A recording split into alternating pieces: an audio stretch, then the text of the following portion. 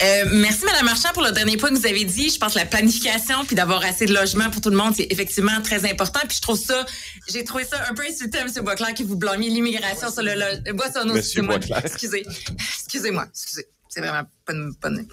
c'est la faute des immigrants.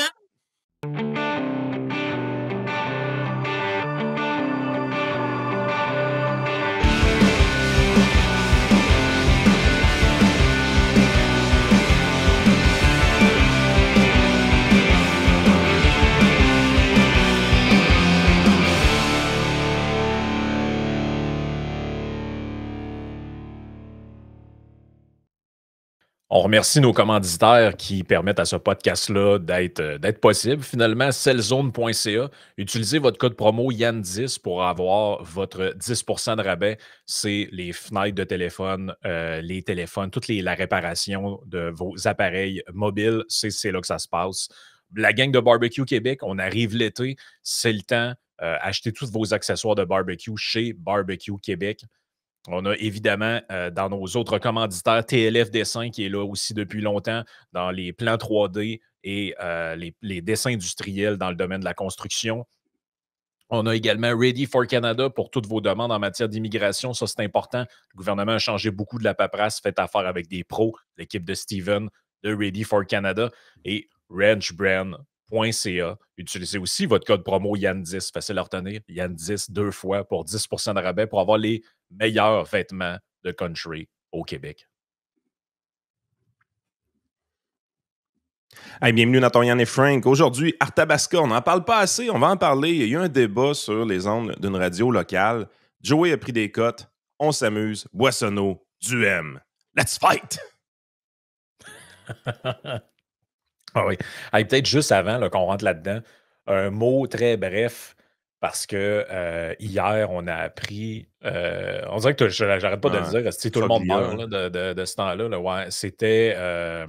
On a appris hier soir le décès. Moi, je l'ai appris hier soir, en tout cas, le décès de Pierre Foglia, donc à 84 ans, ancien chroniqueur de la presse, retraité depuis quoi, une dizaine d'années à peu près. Je pense son dernier texte. Retraité et effacé complètement. Hein. Je pense que quand il a pris sa retraite, ça a été clouc, fini. Vous n'aurez plus rien de moi, là. Exact. Puis j'ai vu un post de Rémi Villemur qui disait sur X, qui dit « J'ai essayé vraiment fort de l'avoir en entrevue, mais il ne voulait plus faire d'apparition publique. » Puis là, de ce qu'on comprend, il souffrait du Parkinson.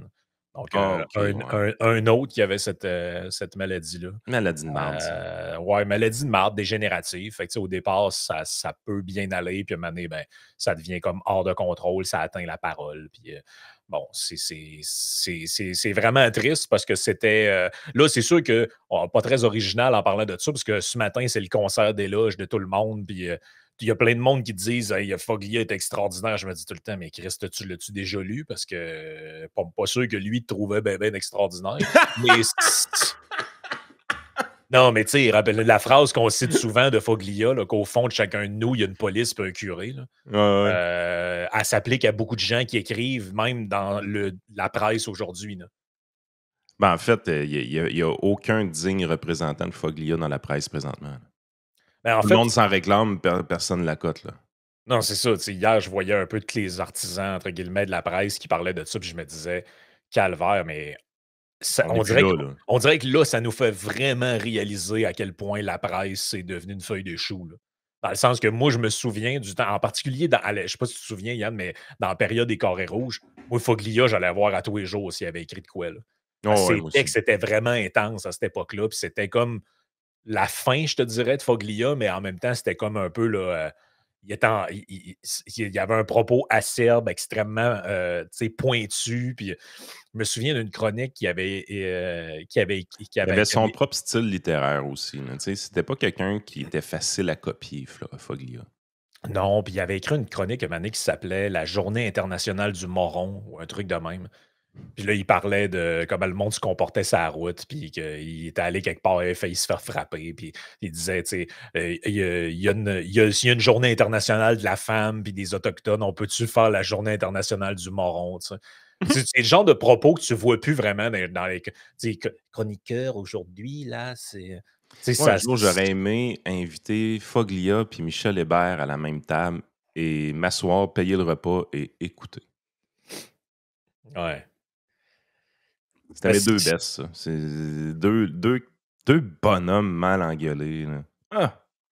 Ah ouais, c'était bon. Fait que, Le bon écoute, temps. paix à son âme. Je sais pas si lui, c'est quoi s'il va y avoir comment je pourrais dire ça, une cérémonie qui est publique ou whatever, parce que c'est quand même un personnage important. On est rendu qu'on le fait pour tout puis n'importe quoi. Fait que je sais pas si ça va être proposé, là, mais en tout cas, bref, ceux qui veulent lui rendre hommage, ben, vous pouvez aller relire des vieilles chroniques qui existent encore dans les archives. Ce qui est spécial d'un chroniqueur écrit comme lui, c'est que la seule image qu'on a, tu montrais sa photo tantôt de Radio-Canada. J'ai jamais vu cette photo-là. Je suis sûr que je croise Foglia dans la rue, j'ai de la misère à le reconnaître là, en réalité, parce que la seule photo que j'ai de lui dans ma tête, c'est sa petite photo carrée en haut de ses textes, là, avec les petites lunettes sur le bout du nez. Puis, mais c'est la seule image qu'on a de lui réellement. Il ne faisait pas vraiment d'apparition à la télé ou très peu. Ça n'existe plus. Aujourd'hui, si tu veux écrire dans les médias, là, ça te prend ton compte Instagram, ton TikTok, il faut que tu fasses des danses de canard. On n'est plus là. Ouais, toi, tu parles de cette fameuse photo-là ici. Là, c'est elle que ceux qui ont lu Foglia dans les dernières années, c'était celle-là qu'on voyait tout le temps. C'est ça, exact. La petite photo avec la chemise blanche, puis c'est pas mal la seule image qu'on voyait de lui. T'sais. Exact. C'est cette photo-là qu'on reconnaît. Les autres. Peut-être celle-là à la fin, là, on ne voit pas super bien, là, mais celle-là avec chemise noire, je pense que celle-là, c'est sa dernière. Là. Mais. Bon, elle n'a pas marqué mon image. C'est vraiment à l'autre. C'est vraiment à l'autre dont on se rappelle davantage. Fait que c'est ça. Bref, je ne me tirerai pas longtemps là-dessus, mais ça valait la peine d'être mentionné parce qu'on a l'impression que c'est comme, tu sais, dans les dernières années, Arthur, Mailloux, Foglia. Était-tu indépendant, lui? Ben, je sais pas. Tu sais, mettons qu'un petit curé là, lui disait que ça faisait pas de sens, son texte. Là. Est-ce peux-tu que le petit curé se faisait envoyer chier? Ouais, j'ai pas l'impression qu'il avait l'air de quelqu'un que il dit quoi écrire, honnêtement. Puis j'ai pas l'impression que c'est quelqu'un qui suivait la dernière mode non plus. Tu sais, la vraie indépendance d'esprit, il y en a qui le représentaient bien. Là. Lui, il le représentait. Non, je pense que oui. Il y a des gens qui volontairement sont un peu en décalage par rapport à l'époque, puis écrivent encore des trucs comme gros moron dans le journal. Puis, aujourd'hui, c'est des affaires que tu disais aujourd'hui, là, franchement, il faut faire attention, ça n'a pas de bon sens. T'es chroniqueur à la presse, tu peux pas écrire des mots comme moron ou trou de cul. On a Martineau qui va le faire présentement, mais tu sais, Martineau. Et dans le Journal de Montréal. Le Journal de Montréal, il y a une latitude que tu n'as pas nécessairement dans la presse ou Radcan. Ouais, mais il n'y a pas une indépendance d'esprit Martineau que Foglia avait. Martineau est au gré du vent. C'est que ça va aujourd'hui. Ah, ça va là-bas. OK, parfait. Le lendemain. Oh, ça va là-bas. C'est pas. Ouais, mais c'est pas le même genre de personnage, je pense. Là. Non. Ça de même. C'est ça, écoute, il y a eu le débat. Joey va venir nous présenter les quotes. Dans le fond, là, on le sait pas trop, mais on le savait pas trop, les gens, mais il y avait d'autres candidats dans Arthabasca. Donc, on avait, donc, dans le fond, Éric Duhem qui faisait face à Boissonneau, mais les autres candidats qui sont en place, là, Joey, donc Kevin Brassard, qui est le gars de la CAQ, oui. Là, qui espérerait que la CAQ soit réélue dans ce comté-là, avec, à beau rêver qui vient de pas loin. Mais t'as la fille des. Il a l'air gentil, Kevin. Oh, il a l'air bien. C'est pas un gars méchant. J'ai déjà côtoyé à une certaine époque, puis c'est ça. C'est pas un méchant gars, mais c'est un bon candidat poteau. C'est ça, c'est très beige, on va dire ça comme ça. Mais si la CAQ s'était pas effondrée, il aurait été élu, là. Ouais. Je veux dire, mettons c'était ce partiel-là a lieu il y a 2 ans, il est élu. Là.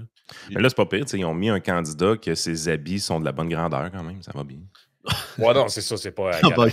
Ils n'ont pas pris Gallagher, non. Mais en passant, je dis, parce que je le connais, Victor Pelletier, là, le gars qu'on parle, j'ai dit qu'on l'appelait Gallagher, puis il dit qu'il trouvait ça drôle. Là, c'est quand même pas. On n'est pas méchants, on s'amuse. C'est quand même c'est un bon joueur, là, je veux dire. Non, c'est ce qu'il a dit. Il dit, il est cool, Gallagher. On aurait pu prendre. On aurait pu prendre vraiment pire que ça, là, faut le dire. Ça. Après ça, tu as la dame des libéraux qui se présente là, qui était Chantal Marchand. Chantal Marchand, ça, c'est elle que Alain Reyes nous disait qu'elle était sous-estimée parce que c'est une femme du coin très populaire. Oui, de la fondation de l'Ermitage, fait que très peu proche des personnes âgées du coin. J'ai essayé de l'inviter, hein, parce que Boissonneau nous ghost complètement pour la campagne. Il ne veut pas venir prendre la place qu'on lui a offert dans le show la semaine prochaine. Fait que j'ai dit, ben là, écoute, si Boissonneau ne veut pas, on va inviter la libérale. J'écris partout où est-ce que je peux écrire pour les libéraux. Il y a même quelqu'un qui me donne le texto d'une attachée politique, hyper sympathique, by the way, puis elle était en vacances. Fait qu'elle m'a dit, non, écris plus à tel gars, c'est lui qui me remplace pendant mes vacances. Pas de problème. J'écris à l'autre, pas de son, pas d'image. T'es là, hey, les libéraux, là, je veux dire, Pablo Rodriguez, missing in action depuis qu'il est élu. Ben oui, en toute franchise, on a essayé de l'avoir à un moment donné en entrevue. C'est-tu pendant ou après qu'il se fasse élire? Le gars, il n'est pas sur X. Il dit, moi, je ne suis pas sur X, cherchez-moi sur Blue Sky. Là, tu dis, ça va, Pablo, man? Il y a un compte X, mais qui est inactif depuis longtemps. Là, non, c'est ça. Ils sont crissement pas sur le poste, eux autres. Mais pourtant, si cette madame-là est sénère, elle pourrait demander à Monsef Déragi comment ça s'est passé quand il est venu au podcast. Ça, très bien. En fait, ça se passe très bien avec tout le monde. Même les QS, on les recevrait sans aucun problème. Là, je veux dire, quand c'est le temps de faire une entrevue, on laisse les gens s'exprimer. Puis, je pense que les gens sont au courant qu'on n'est pas tout à fait sur la même ligne que Bernier. Puis il est venu dans le podcast, ça s'est super bien passé. Puis il y a juste un prérequis pour venir chez nous. Il faut que tu connaisses ton programme un peu. Parce qu'on va te parler de politique publique. Exact. Mais on parle pas beaucoup des personnes. On parle de politique publique d'habitude. C'est sûr, si tu es mal habile avec ton programme, tu sais pas trop ce que ton parti propose, c'est peut-être pas une bonne idée de venir. Puis là, je comprendrais que tu nous ghostes puis tu fasses semblant de ne pas nous avoir vu. C'est peut-être ça qui arrive avec Boissonneau, là. Peut-être qu'il ne connaît pas bien son parti politique. Tu sais, c'est tough pour lui quand même, un gars de centre-droite, de bien connaître un parti de gauche comme le PQ. C'est pas évident. Les réflexes ne sont pas là. Disons que les extraits, d'après moi, vont démontrer que le centre-droit est disparu. Tu penses? C'est pas mal. Le PQ a réussi à brainwasher Boissonneau. Il est rendu maintenant un homme de gauche comme les autres. Ouais, c'est ça. Il est revenu à ses anciens amours. Ça va durer longtemps. C'est ça. Justement, ses anciens amours, c'est la candidate de Québec solidaire, Pascal Fortin, qui était là aussi. Fait qu'on avait 5 contenders pour ce débat-là. Il n'y avait personne de l'Union nationale. Moi, c'est ça que je voulais savoir. Là. Non. Ah! Non, mais ça aurait mis je pense que ça aurait mis du piquant. Là. Il y a quelqu'un qui a fumé l'invitation. Non, c'est ça.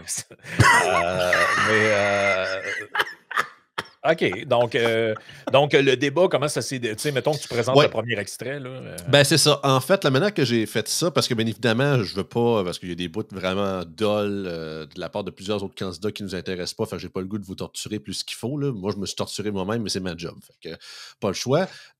J'ai pris la majorité des interventions d'Éric, parce que la manière que le débat fonctionne, c'est qu'il y avait 4-5 sujets, mettons la santé, le logement, quelque chose comme ça. La majorité des candidats avaient genre 1 minute pour faire leur pitch de vente, qu'est-ce qu'ils proposaient, puis après ça, c'est un genre de débat ouvert sur les différentes questions pendant genre 7-8 minutes chaque. Comment tu as trouvé les animateurs? C'est des animateurs régionaux, c'est-tu mieux que Radio-Canada? Bof, tu sais, ils ont fait le job, mais tu sais, les autres, c'est juste qu'ils posaient la question, ils s'occupaient du temps de parole un peu, mais durant les échanges ouverts, ils intervenaient un peu, mais pas plus que ça. Tu sais, mais c'était correct.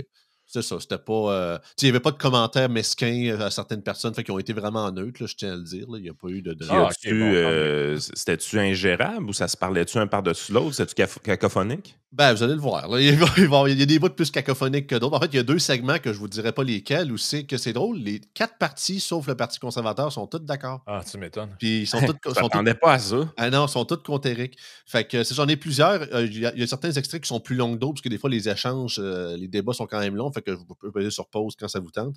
Puis aussi quelques petits moments un peu... la candidate de QS a comme fait un genre de faux raccord un peu... lapsus assez un peu malaisant. Fait qu'on commence avec le premier extrait. Je crois que c'est sur la santé. Puis, M. Duhaime, une question que je vous aurais... Ça, c'est Mme de QS en passant. Ouais, M. Duhaime, là. Duhaime. OK, c'est Québec solidaire. Tu sais, quand on a du privé, qu'est-ce que vous pensez qu'ils font? Exemple, les chirurgies qui sont faites au privé, ils prennent les cas faciles, ils laissent les cas compliqués, fait que ça nous aide pas tant que ça.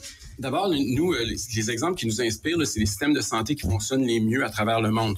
Je pense à la Suède, le Danemark, les Pays-Bas, l'Allemagne, où justement, il y a une concurrence entre les deux. Le problème au Québec, c'est qu'on a un monopole à l'heure actuelle qui est encrouté, puis quand même, on a des gouvernements, que ce soit le Parti québécois, la CAQ ou les libéraux, ça a été pareil. C'est toujours du brassage de structure. Ce qu'on pense, c'est que ça prend véritablement une concurrence. Évidemment, l'assurance reste universelle et publique. Le gouvernement reste l'assureur de tous, mais les soins peuvent être offerts par le privé. Si le privé est capable de le faire moins cher, pourquoi on n'irait pas on sauverait pas de l'argent? Et si le privé est capable de donner des délais raisonnables, pourquoi on laisse poireauter des gens sur des listes d'attente? C'est ça la position conservatrice. Le problème, c'est que ça a été noté à plusieurs reprises, entre autres avec un projet pilote de Gaétan Barrette. Les actes au privé coûtent souvent 2 fois plus cher qu'au public. Puis en plus, le privé... Non, mais une seconde, M. Duhem. En plus, le privé tend à cannibaliser le réseau public. Exact. C'est un peu comme Mme Fortin le disait. En Suède, le système n'a pas été fait de la même façon qu'au Québec. Les ressources sont limitées, le nombre de médecins est limité aussi. Donc, nécessairement, les ressources du public vont aller vers le privé. Puis l'autre aspect que j'aurais vous demander, savez-vous, ça nous a coûté combien quand on a eu recours aux agences privées au Québec? Combien ça nous a coûté? Comment on aurait pu sauver les contribuables si on s'était occupé de ça dans le système public? 700 millions de dollars. 3/4 milliards de dollars qu'on aurait pu sauver si on s'était occupé de ça dans le réseau. Je suis pas surpris d'entendre le Parti québécois se joindre à Québec solidaire pour parler en faveur du monopole public de la santé. Ils l'ont fait récemment lors du congrès de la CSN. C'est une position historique et j'allais dire un peu dogmatique. Et c'est ça le problème au Québec. C'est que c'est une espèce d'éléphant blanc que personne ose attaquer. Mais à un moment donné, il va falloir prendre le taureau par les cornes. D'année en année, les soins se dégradent au Québec. Mais là c'est le fun, par exemple. C'est dans le vrai crunchy. Ça, là, d'entendre un débat sur une politique publique aussi importante, je trouve ça quand même vraiment cool, sérieux. Oh ouais, on est loin du flafla. Achetez-vous vos fraises au Québec, là. Exact. Tu sais, c'est genre... Pourquoi il faut aller dans une station de radio régionale pour avoir de la qualité argumentative? Je veux dire, peu importe les niaiseries qui se sont dit là, en bout de ligne, on parle au moins d'un vrai enjeu. Je veux dire, c'est la moitié du budget. C'est drôle de voir le tag team QS-PQ, ça c'est vrai, Éric. Ça va revenir souvent, vous allez voir. Il fait bien de le souligner. C'est comme ça qu'on dit tout le temps, genre le PQ, c'est comme QS avec la souveraineté. Là, mais la démagogie, je veux dire, la démagogie, c'est bien à droite, ça. Hein? C'est ça que les médias nous disent toujours. Les politiciens populistes sont à droite, eux autres. Les populistes de gauche, ça n'existe pas. Non, puis parce que son argument là, sur le... c'est pas vraiment vrai, là, parce que comme l'avait expliqué Karim El Ayoumi, les chirurgies de la cataracte, par exemple, qui sont faites faire par le public au privé, remboursées par la RAMQ, coûtent moins cher à l'État que si c'était fait. C'est plus rapide, c'est moins cher, puis là-dessus, l'ASIC, ils se prennent, l'ASIC puis les autres business, ils se prennent une cote là-dessus. Puis, mais tu as d'autres exemples qui sont faits. Tu as maintenant des échographies qui sont faites au privé. La réponse à Éric, elle a été très courte et il y a quelqu'un qui a parlé par-dessus, mais c'était la bonne réponse. Si ça coûte le double au privé qu'au public, on va le laisser au public. Il le dit très clairement. Là, parce que c'est ça que les gens ne comprennent pas, c'est que quand on a ce débat-là, le dogme embarque toujours en disant... Puis des gens à droite vont faire l'erreur aussi, by the way. Là. Ils vont dire le privé, c'est nettement meilleur que le public. Ouais, mais c'est pas ça qu'on veut. On veut pas que on veut pas arriver à dire on fait du privé pour faire du privé, puis c'est le privé qui est sûr d'être meilleur. On veut pas introduire le privé pour le privé. On veut introduire le privé pour la concurrence. Exact. La nuance est là. La vraie concurrence, c'est ça qui permet aux acteurs dans une économie compétitive de s'améliorer en faisant du profit avec les incitatifs, puis d'être vraiment performants, puis d'innover, puis d'améliorer leurs procédures, leur processus. Oui. Si tu veux être malhonnête aussi, ce qui arrive, c'est que des fois, là, si tu arrives et tu te dis, OK, on va comparer des coûts du privé et du public, puis tu prends tout ce qui a été facturé par le privé, comme qu'ils font. Là, ils disent, on a eu 700 millions par les agences d'infirmières. OK, ça n'a pas d'allure, 700 millions. OK, parfait, j'ai pas de problème. Mais ils les auraient pas payés. Avec quoi? Tu veux comparer ça? Bien, compare le 700 millions des agences privées, puis regarde-les avec les mêmes infirmières dans le réseau public, comment ça coûte. Là, ils vont dire, on va prendre le salaire des infirmières, puis soudainement, ça coûte moins cher. Tu peux pas juste prendre le salaire des infirmières. Il faut que tu fasses d'autres choses. Il y a quelqu'un qui a coordonné cette infirmière-là, quelqu'un qui a planifié son horaire. Il y a de l'overhead, autrement dit. As-tu pris ses assurances, sa CNESST, toutes ces affaires? Sa permanence. Sa permanence, effectivement, son fonds de pension. Oui. sais, à un moment donné, il faut que tu sois dans une position puis tu te dis, non, t'as peu, là. Il faut que tu compares tout. Puis si éventuellement l'infirmière au privé, elle facture juste les semaines qu'elle travaille réellement, ton infirmière au public, si tu compares juste les semaines qu'elle a travaillé, ça ne marche pas parce que ton infirmière au public, elle a probablement 4, 5, 6 semaines de vacances dans son année aussi. Mais c'est le même argument, Yann, que le maire de Québec qui disait « Ah, nous autres, on va construire un tramway nous-mêmes moins cher. » Ça, c'est le vieux mythe. Parce qu'il n'y a pas de profit. Oui, parce qu'il n'y a pas de profit. Fait que, ça va être moins cher. Oui, il n'y a pas de profit, mais il n'y a pas d'efficacité, il n'y a pas d'innovation, il n'y a pas d'incitation à ce que ça marche mieux. Je ne vais pas trop commenter parce qu'il faut continuer. Là, mais, c'est ça. Puis peut-être finir justement l'étude que Boissonneau quote, c'était une étude de l'IRIS de l'époque de Barrett qui a été débunkée par l'IADM par la suite parce qu'il n'avait pas pris toutes les stats dans le calcul. Fait que les gens partant. C'est sûr qu'ils n'ont pas pris toutes les stats dans leur calcul parce que le système public est tellement sclérosé que si tu regardes juste une infirmière faire son travail et puis tu dis, OK, on va regarder qu'est-ce que cette infirmière-là nous coûte, tu vas dire, ben là, c'est tel que tel, c'est pas si pire.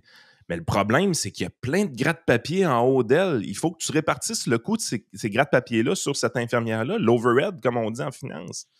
Tandis que l'entreprise, l'agence privée, elle, de son côté, quand elle facture le système public pour les services rendus, oui, elle facture son infirmière, mais elle facture tout son overhead aussi et ses profits. Là. Je veux dire, à un moment donné, c'est de même que ça fonctionne. Il faut que l'argent rentre.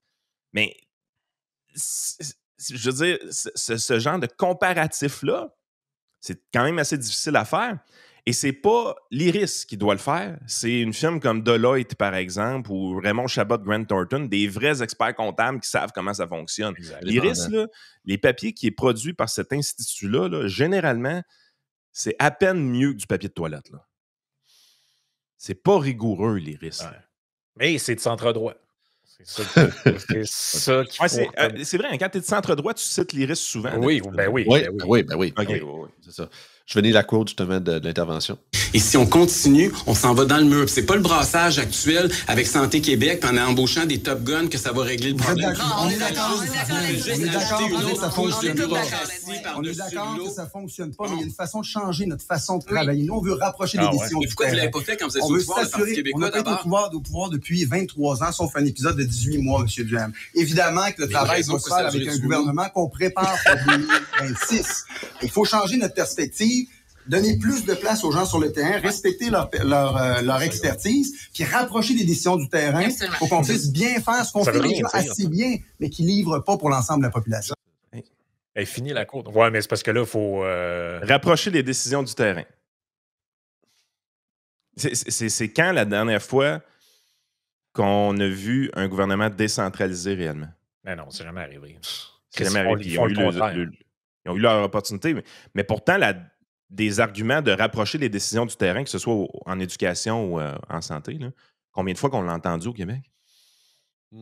Parce qu'on entend tout le temps ça, parce que c'est vrai, hein, quand il dit ça, c'est vrai que c'est ça qu'il faut faire. Il y a 100% raison quand il dit que c'est ça qu'il faut faire. Mais personne ne le fait. Okay. Parce que rapprocher les décisions du terrain, ce que ça implique, c'est d'offrir une autonomie aux hôpitaux, que les négociations syndicales restent au niveau de l'hôpital seulement, que le directeur de l'hôpital ait pleine indépendance pour gérer son staff. Il n'y a rien qui est géré par le gouvernement d'en haut puis les Top Guns. Puis à la limite, sais-tu quoi? Ton hôpital est tellement indépendante que si tu veux y mettre un mode de gestion privé, tu peux le faire. Depuis quand que le PQ est pour les décisions de proximité? Je veux dire, hey, Chris, on vient de passer à peu près 2 ans de discussion initiée par le PQ sur est-ce que le gouvernement devrait interdire les téléphones à l'école. C'est-tu le contraire d'une décision locale, ça? La vraie décision locale, ce serait de dire, à partir d'aujourd'hui, les écoles ont le pouvoir de gérer ça eux-mêmes. Merci, bonsoir. Plus loin de Frank, les profs. Les profs, chaque prof. Ça sorti le PQ aurait, depuis le début, devrait sortir et dire, écoutez, il faut qu'on prenne conscience qu'il y a un problème avec les écrans et les jeunes. Puis si on reçoit beaucoup de plaintes de la part de parents que des professeurs ont saisi les téléphones dans leur classe et les parents ne sont pas contents, comprenez une chose, les professeurs ont le droit de saisir les téléphones s'ils veulent le faire, OK? Merci, bonsoir, dossier clos. Exact. C'est ça de la décentralisation. Ben oui, c'est ça de la décentralisation, mais tout le contraire de ce qu'ils prônent sur les autres sujets. Fait que prochain sujet? Oui, prochain sujet. Écoute, on continue. Je peux me permettre justement sur Ça, c'est Brasseur en passant. Santé Québec. Moi, je l'ai vécu récemment là, dans mon entourage. Donc, la conjointe d'un de mes amis, elle a commencé sa carrière dans le sud de l'Estrie. Rencontre son conjoint ici dans la région de Victoriaville. Elle habite à 5 minutes de l'hôpital. Par contre, ne peut pas transférer ici à Victoriaville. Avec Santé Québec, avec un seul employeur, mais ça va permettre une mobilité régionale au niveau des ressources, puis, au niveau de la main-d'œuvre. On sait que c'est un enjeu qui est important. Puis Santé Québec vient justement axer l'administratif en dehors de l'opérationnel, puis qu'on puisse axer justement au niveau des opérations. On parle encore de brassage de structure. C'est ça le problème. Là. On oublie le patient, on oublie les gens qui travaillent à l'intérieur du réseau. Présentement, là, le 5e étage est fermé à l'Hôtel-Dieu d'Arthabasca. C'est parce qu'il manque de monde. Pourquoi les gens veulent plus travailler? Pourquoi il n'y a pas de rétention du personnel dans nos institutions publiques? S'il y avait de la concurrence, là, on s'occuperait mieux de nos employés. Des TSO, il y en aurait peut-être un peu moins. Puis il y aurait des gens, aurait une alternative. C'est pas tout le monde qui s'attend de faire un monopole public. Il y en a déjà de la concurrence. Nos infirmières, ils partent au privé. C'est pour ça qu'il en manque des infirmières. Des médecins, des excellents médecins. Encore QS et PQ sont ensemble. Ben, écoutez, j'en connais des médecins, des infirmières qui sont partis. J'en connais pas mal plus que vous, monsieur Duhaime. Duhaime. Monsieur Duhaime. C'est Duhaime. Elle vient-tu d'Arthabasca, parler comme une Montréalaise? Ils disent que oui, Esprit. En tout cas, ils ont sûrement expatrié, elle était à Montréal depuis 15 ans, puis ils l'ont fait revenir au CKNA, peut-être aussi. Elle a un accent de Montréalais, là. Ouais, c'est elle qui parle le moins comme quelqu'un qui vient du coin, là. Non, mais c'est vrai, c'est pas leur candidate locale qui avait switché au PQ à la dernière minute, peut-être c'est ça. QS. Je me rappelle plus, ça se peut. Oh, oui, mais ils ont dit que c'est son nom pertinent dans l'élection. Non, c'est ça. Mais écoute, ils sont vraiment tous contre lui. Là. Ah ouais, c'est un genre de gangbang. Là. Mais tu sais, à quel point ils comprennent pas la base économique. Ça me sidère, ils comprennent rien. Là. Comme, dans leur tête, la compétition, c'est ils me volent du personnel. Là, t'es comme, ouais, mais comment ça que le gouvernement vole du personnel au privé dans à peu près toutes les autres sphères de la vie, mais dans la santé, ce serait l'inverse qui se passe. On peut-tu le savoir, ça? C'est la cause des agences privées, des infirmières. Là. C'est que les filles viennent tanner de ne pas avoir de vacances à leur goût quand ils veulent, dans des moments qu'ils veulent, parce que c'est hyper centralisé, hyper syndiqué, puis il y a la style d'ancienneté qui décide de tout. Quittent le réseau de la santé, rentrent dans les agences et se font réengager dans le réseau de la santé. Quand on parle de confier la gestion des hôpitaux à des privés pour instaurer une concurrence, là, c'est pas de ça qu'on parle. Là. C'est pas de cette petite passe du coyote-là que des filles tannées d'être syndiquées et d'être gérées par ancienneté ont décidé d'utiliser. On n'est pas là. Mais ils font exprès. Là. Non, je sais qu'ils font exprès. C'est ça. Next. Yes, on parle d'immigration. Quand on parle d'immigration, il ne faut jamais oublier qu'on parle d'abord et avant tout d'êtres humains. Lors de mes tournées dans le comté, les chefs d'entreprise, les propriétaires d'usines, les agriculteurs, plusieurs sont inquiétés par la réduction du nombre de travailleurs étrangers qui a été mis en place par la CAQ et qui est promis aussi par le Parti québécois. Moi, j'ai horreur des politiciens qui pointent du doigt les immigrants pour tous les problèmes du Québec. Là. Le Québec a toujours été une terre d'accueil, une terre francophone laïque avec sa propre culture, ses propres valeurs. Mais le constat est clair aujourd'hui. On a récemment accueilli beaucoup trop d'immigrants par rapport à ce que le système est capable d'intégrer. Les services débordent, le prix du logement explose. Contrairement aux autres partis, le Parti conservateur ne pense pas que le nombre de travailleurs temporaires dans Arthabasca-l'Érable doit être décidé à Québec, ni même à Ottawa. Chaque région devrait être en mesure de déterminer le nombre de travailleurs étrangers selon ses besoins économiques, selon sa capacité d'accueil. Le Parti conservateur est en faveur d'une immigration dans les régions décidée par les régions pour le besoin des régions. Qu'est-ce qu'il y a de mal là-dedans? Moi, j'irais même plus loin que ça. Là, je veux dire, on le sait, là, c'est quoi notre vraie position? Là, le gouvernement, c'est pas eux autres qui devraient décider comment ils ont besoin. Mais le pire, c'est que même dans son affirmation, Éric confond plein de choses. Ce qui a créé beaucoup de problèmes, là, c'est l'immigration temporaire, tout ça qui est lié beaucoup au visa étudiant. C'est ça qui a mis beaucoup de pression sur le système. Là. Ben, sacrifice, tout le monde parle des travailleurs temporaires. Les travailleurs, comment tu veux que les travailleurs temporaires créent des problèmes? Ils viennent ici pour travailler.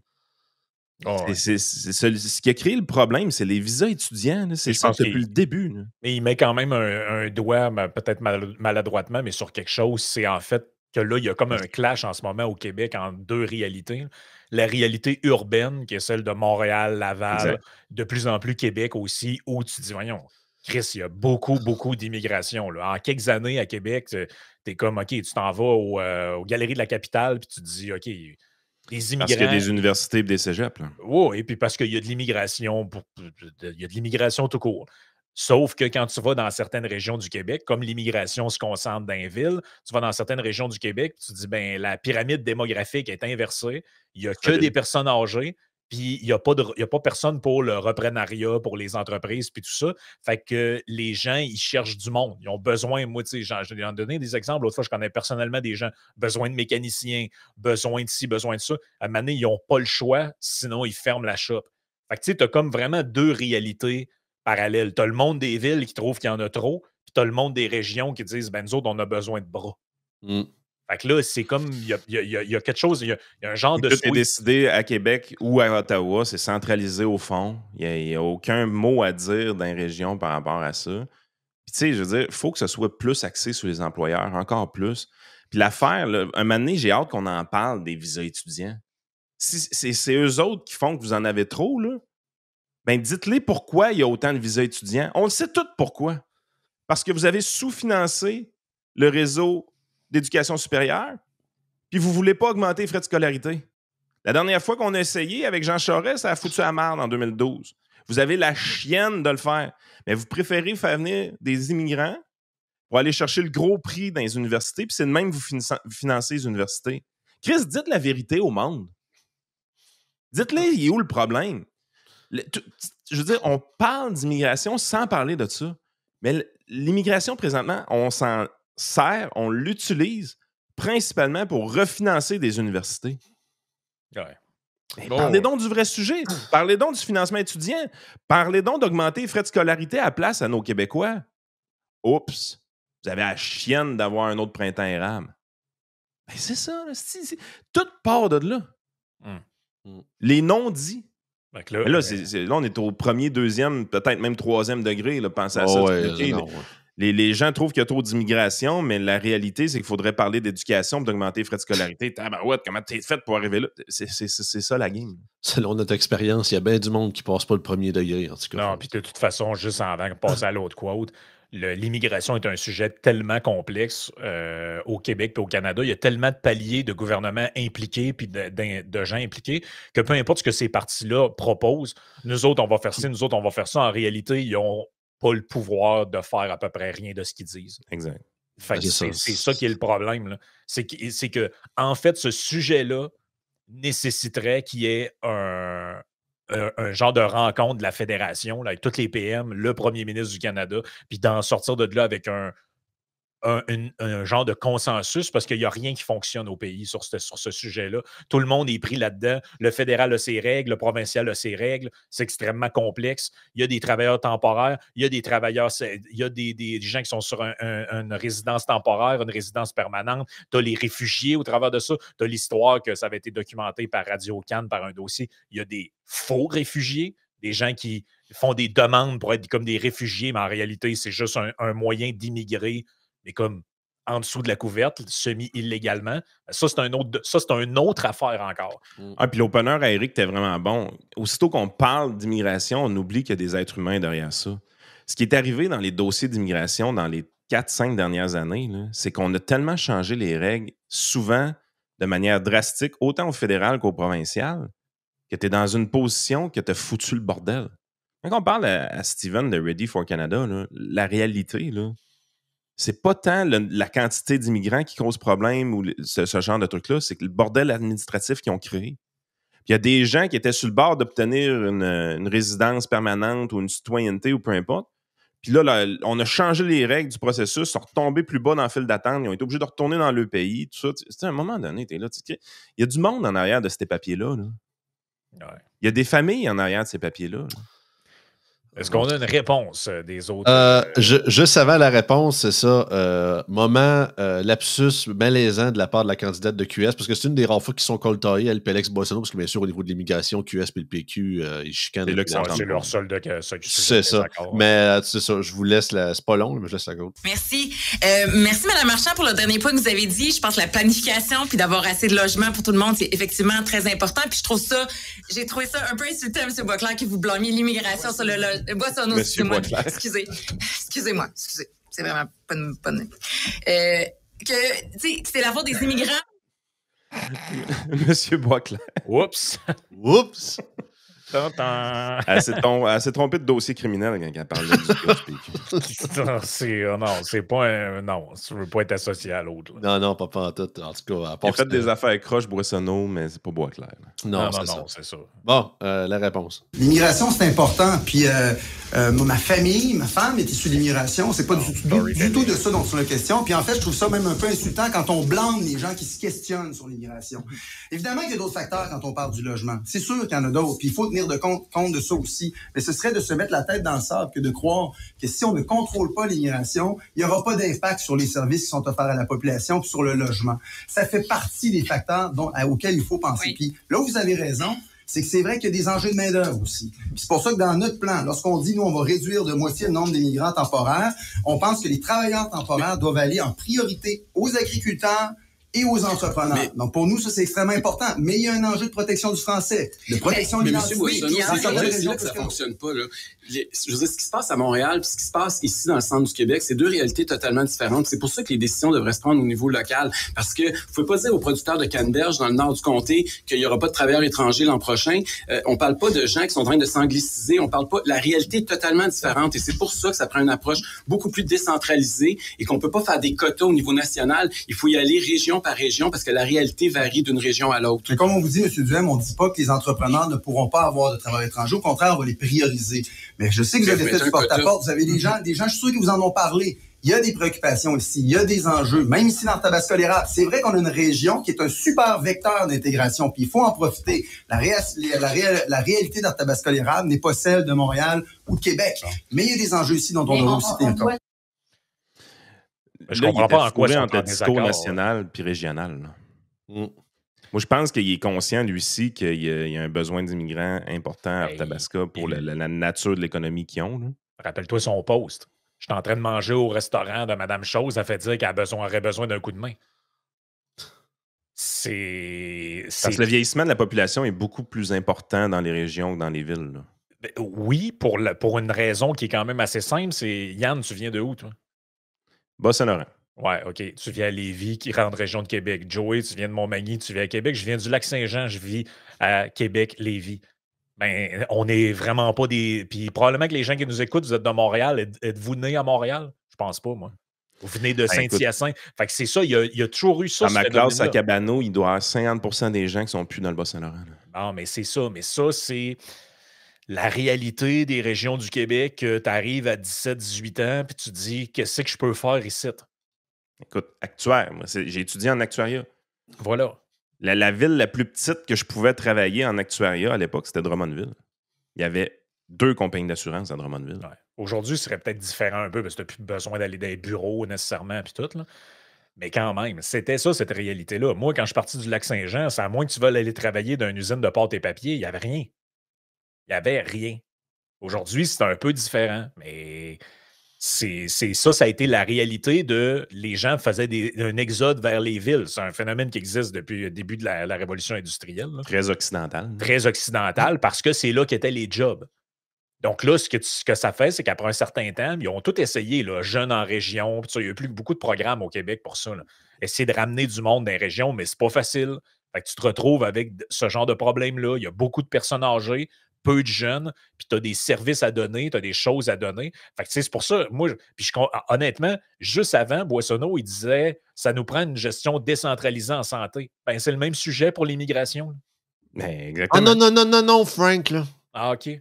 La nation, la survie de la nation en dépend. Là. Ouais, mais là, les enjeux de français d'un travailleur temporaire, pas tant, là, c'est un milieu agricole. Là. Mais quand Éric dit qu'il n'y a pas d'enjeu d'anglicisation à Tabasco, je pense qu'il a raison. Bien souvent, mettons, sont une douzaine, puis il y en a un qui se force à apprendre le français pour que les autres comprennent, puis ils traduisent tout pour les 11 autres. Ouais, c'est ça. Écoute, peux-tu juste donner une idée aux gens des thèmes qui s'en viennent? Parce qu'on va continuer sur le PQM, l'extrait encore. Là. Il y a encore, c'est ça. Si vous intéresse, joignez-vous à nous avec le code au bas de l'écran ou patreon.com/isénéchal. Oui, c'est ça. On continue un peu au niveau de l'immigration. Il va y avoir la question de la taxe carbone qui va revenir, que vous allez voir, c'est ça. Ça va être encore un gangbang contre Eric à ce niveau-là. Je pense qu'il Est-ce qu'on a joué sur les mots, là, M. Duhem? Il n'y en a pas de taxe carbone au Québec. Il y a une tu prédis quasiment l'avenir, Yann. Je suis surpris. On parle de on ne va pas venir jamais. On parle d'économie puis de logement aussi. Fait que j'ai encore plein d'extraits pour vous autres.